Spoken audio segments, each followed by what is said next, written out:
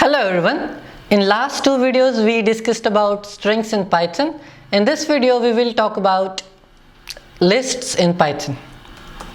Okay, so how to define a list in Python? So you just have to specify a variable name, let's say L, and put a square bracket, and you can add elements separated by comma. Okay, so I have added 4 elements, 10, 20, 30 and 40. Just print this. Okay, how to check type? So yes, we have type function, type of L. Alright, so it will show list. Okay, so few points about lists in Python. First, lists are mutable, which means there will be methods to add, update and delete the elements from the list. Okay, second, list is a ordered data structure. Okay, so when I say it is ordered, which means it will support indexing and slicing. So the order in which you are adding the elements, Python will also maintain the same order. Important point, I can store any type of data into a list. It's not mandatory that only I can store integers or I can store strings only. Okay, so it is a heterogeneous data type.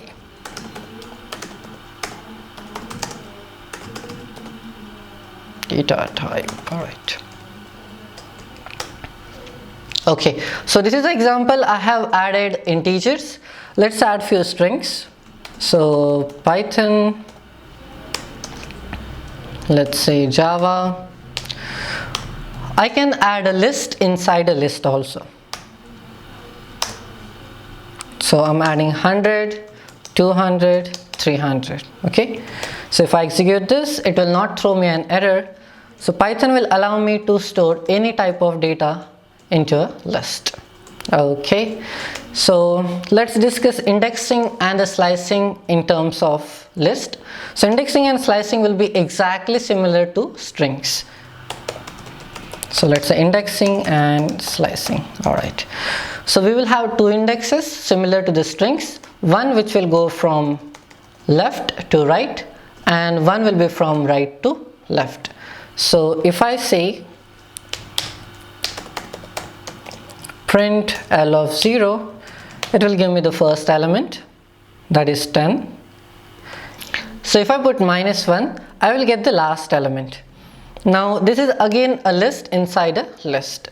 So if I want a value of this 200, just calculate the index. That will be 0 for 100, 1 for 200 and 2 for 300. So I'm putting another square bracket here and I'm just saying 1. Okay, so this -1 is to reach to this entire 100, 200, 300 list, and I'm putting this 1 to reach to this 200. Okay, if I execute this, it will return me 200. Again, in terms of indexing, if I specify something which does not exist, so let's say 20, it will throw an error that list index out of range. Okay,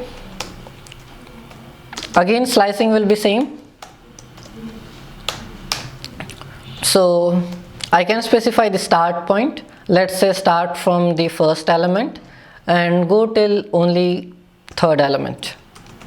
Okay, I can see only 20 and 30. Reason, your end is not inclusive. So 0 is 20, sorry, 1 is 20, 2 is 30, so 3 is 40, but as the end is not inclusive, so I'll get only 20 and 30.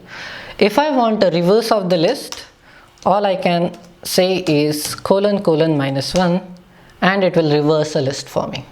Okay, so it is exactly similar to slicing in strings. All right.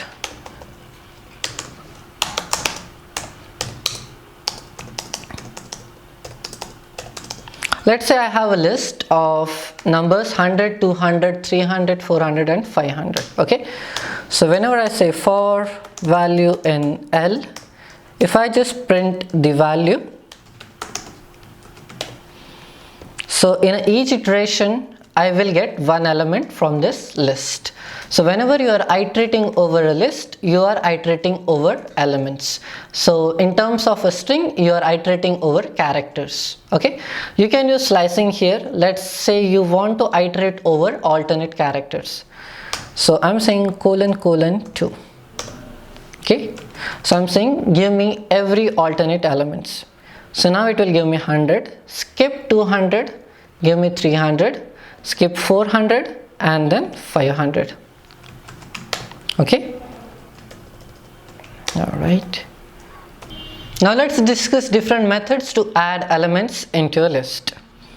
So first we'll start with append.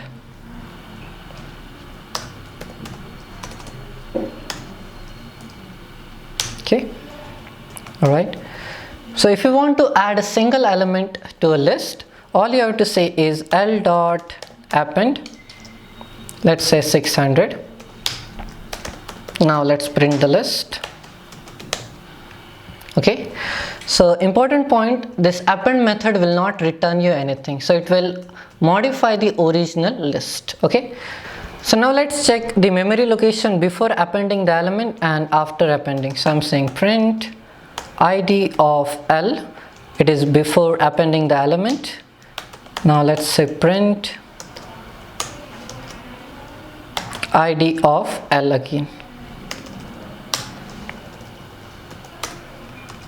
Okay, brackets missing. All right. Okay, so memory location will be same. So reason lists are mutable, that means at a same memory location you are modifying the values. Okay, so another important point, whenever we say id of l, it is giving you the reference of this list, but that doesn't mean all these elements are stored at this particular memory location. So your list will always store only the reference of the elements. Okay, so if I try this, let's say num1 is equals to 100. Okay, now let's print the id of num1, id of num1. Okay, I'm commenting this idl. Here I'm printing the id of first element, that is 100. Okay, now if I execute this, so memory location will be exact same. So it just lists are storing the reference of the values. If you want to add multiple elements, you can use extend method. So I'm saying l dot extend,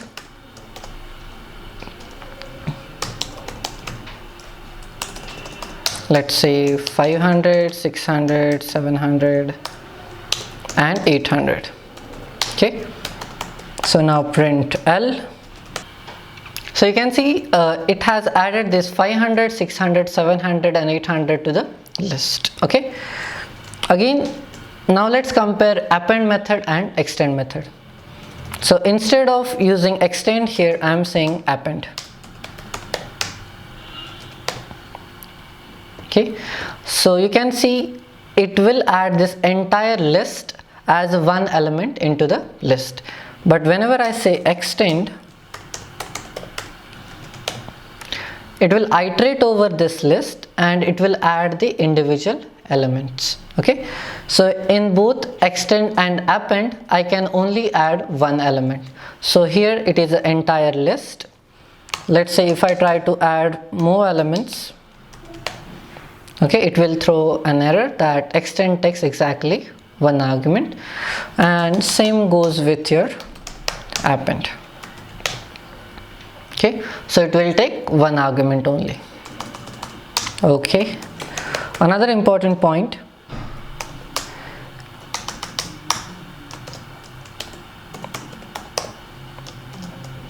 if I'm adding a string using the extend method, so we have discussed whenever we use extend, it will start iterating over the elements which you have specified. So it goes the same for strings also. So if you say l.extend of Python, now it will start iterating over this Python string character by character. So that is the reason it will add p, y, t, h, o, n separately. Okay. Again, append and extend will add elements at the last. So if you want to add elements in between, then you can use insert method. So I'm saying l.insert. So first argument it will take is the index. So let's say I want to add element at the first position and I want to add 1000.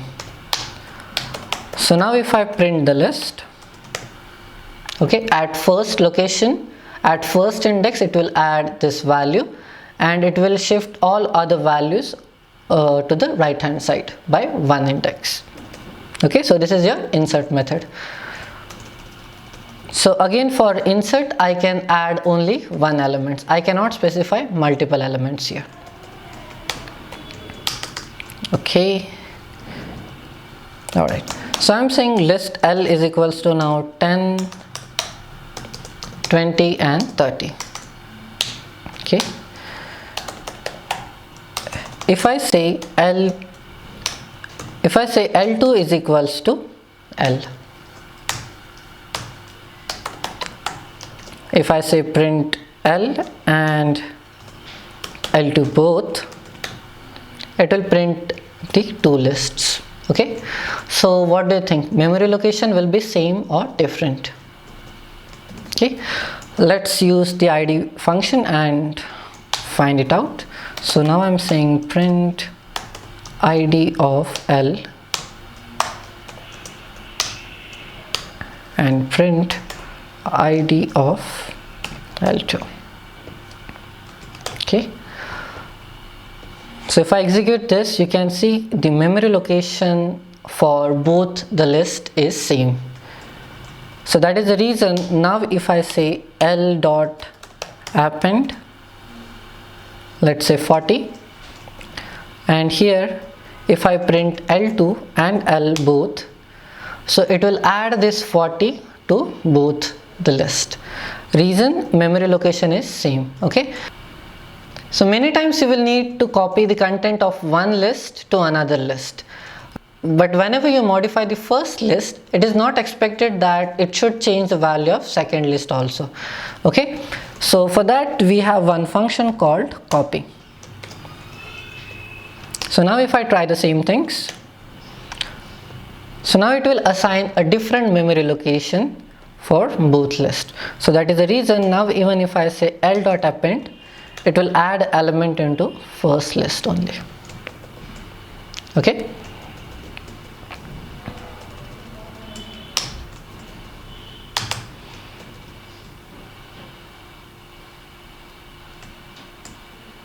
So practice these methods. In the next video we will talk about some update and delete method about list. See you in the next video. Thank you.